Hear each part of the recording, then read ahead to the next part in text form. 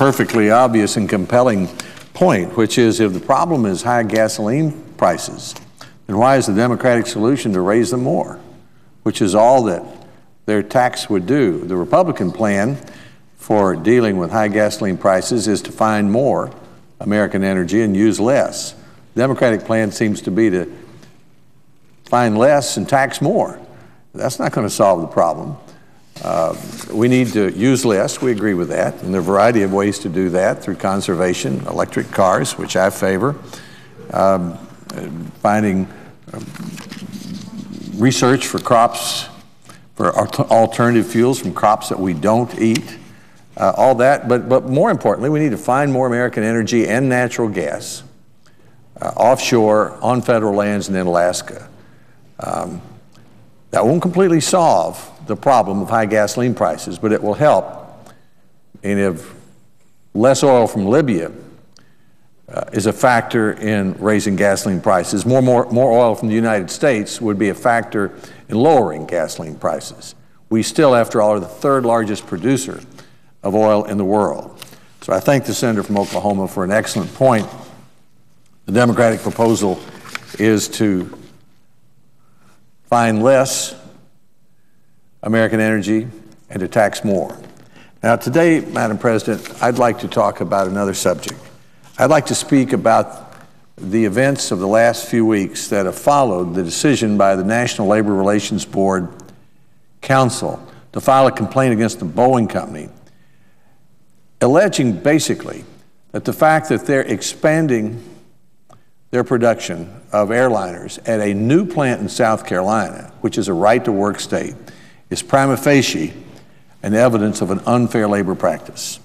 This, in effect, establishes for the first time since the Taft-Hartley Act was passed in 1947, the idea that it is against the federal law for a company that is producing in a union state to expand its facilities in a right-to-work state, of which there are 22. What we're talking about is the first new plant in 40 years to build large airplanes. The Boeing company builds most of its planes in Washington state. It's the nation's largest exporter. It has 170,000 employees around the world. 155,000 of them are employees in the United States. These are good jobs. But at the hearing on Thursday, the general counsel of Boeing said that Boeing expects to lose the appeal of the general counsel's, the decision of the general counsel when it's heard before an administrative judge on June 15.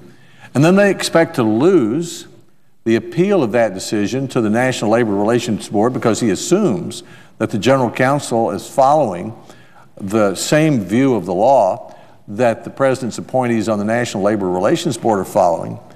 And then he expects to win the case when it goes to the United States Court of Appeals or perhaps even to the Supreme Court. But that takes, Madam President, 2 to 5 years for all that to happen. So I ask, what happens to American jobs in the meantime? Well, first, this complaint against Boeing will slow the number of good new jobs into my state of Tennessee, which has a 9% unemployment rate and has had for 2 years. I've watched our state grow over the last 30 years from the time I was governor. We had a hearing last week that Senator Harkin called, chairman of the Health, Education, and Labor Committee, about middle-class incomes. And what I said at the hearing was the effect on middle-class incomes in Tennessee, the state I know the most about, is that 30 years ago, we were the third poorest state.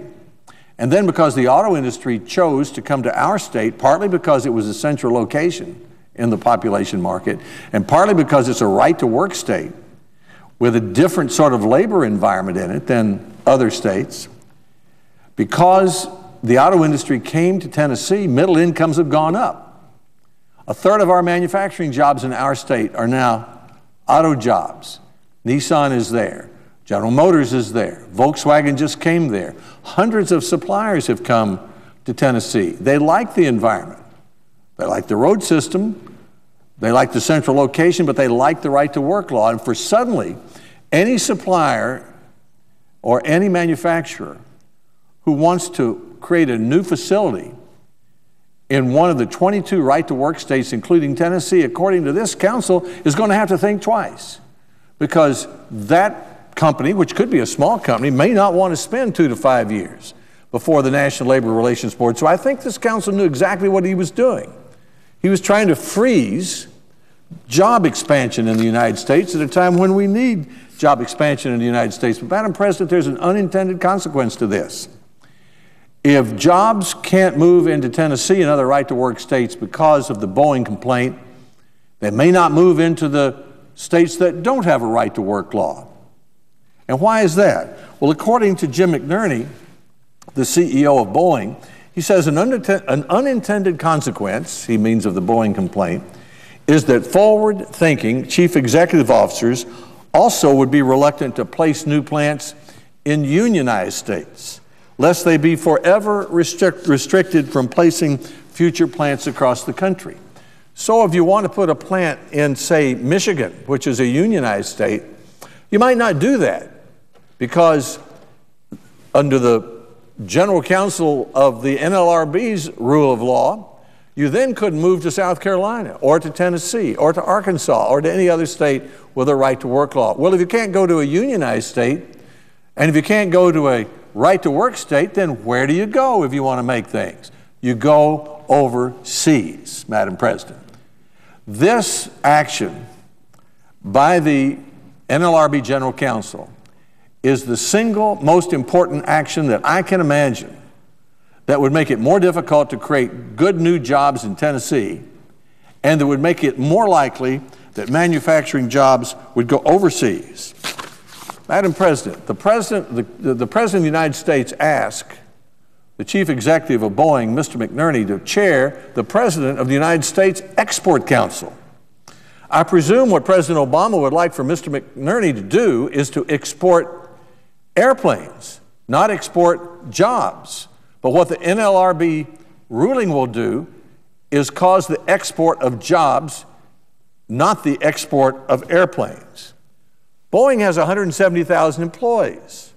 Most of them today are in the United States. But Boeing sells its airplanes everywhere in the world. And Boeing can make its airplanes anywhere in the world. And so there may be other countries who come to Boeing and to other manufacturers in the United States and say, we want you to make in our country what you sell in our country. And after this NLRB decision, they may be more tempted to do that. Now, fortunately, there are other trends that are suggesting that manufacturing companies around the world may be more likely in the next few years to make here what they sell here in the United States. That's what President Carter said to us governors 30 years ago. Governors, go to Japan, persuade them to make in the United States what they sell in the United States. So off I went to Tokyo, and I asked Nissan to come to Tennessee, as did most states. They chose us because of our central location and our right-to-work law, just like many other auto jobs have done that. And now Nissan tells me that soon they will be making 85% of what they sell in the United States. They'll be making it in the United States. 30 years ago, they were making almost none of what they sold in the United States. Here in the United States, they're making it in Japan.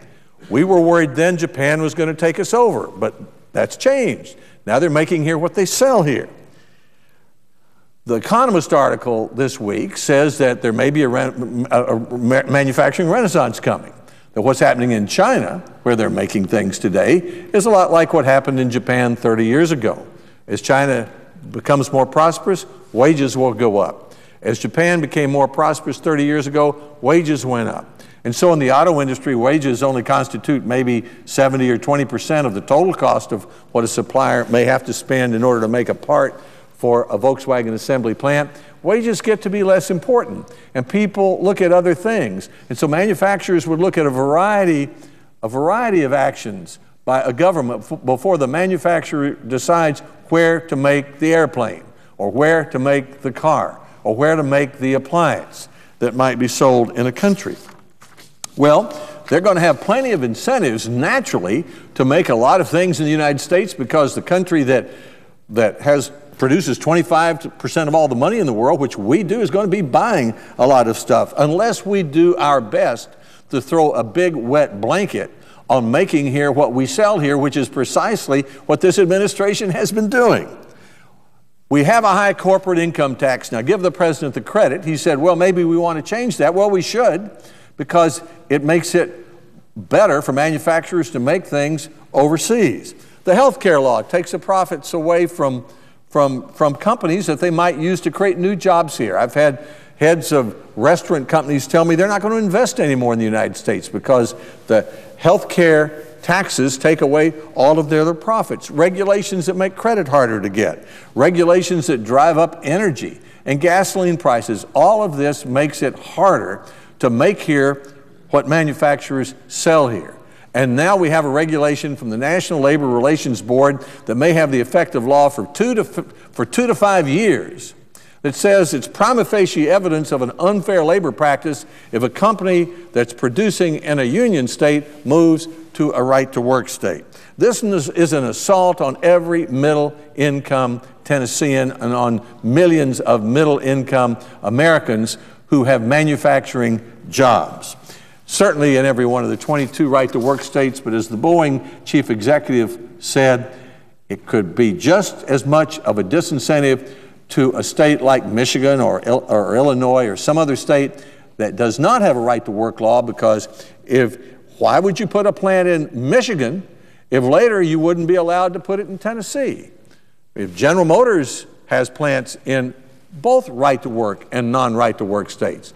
So we're going to make it more difficult for General Motors to expand in America. So where are they going to expand? They can expand overseas. They can be making there what they sell there instead of making it here. Some of my friends on the other side of the aisle like to talk about outsourcing jobs. This is the mother of all outsourcing jobs plans. The idea that it's prima facie evidence for a company that expands in a right-to-work state that that's an unfair labor practice. So, Madam President, for the next 2 to 5 years, we have the unhealthy situation for jobs that any manufacturer who wants to expand will have to think twice about expanding in a right-to-work state, and then think at least once about coming in the first place to a state that doesn't have a right-to-work law. And the only other option I can see for those jobs is to make them overseas. That will not only slow job growth in the United States where we desperately need it, but it will be speeding up the sending of American jobs overseas. Madam President, I ask consent to place in the record 2 articles, one by George Will this week on the South Carolina Boeing plant and the action of the National Labor Relations Board complaint, and the second, an article from The Economist magazine. Without objection. Thank you, Madam President. I yield the floor. And I notice the absence of a quorum. Clerk will call the roll. Mr. Akaka.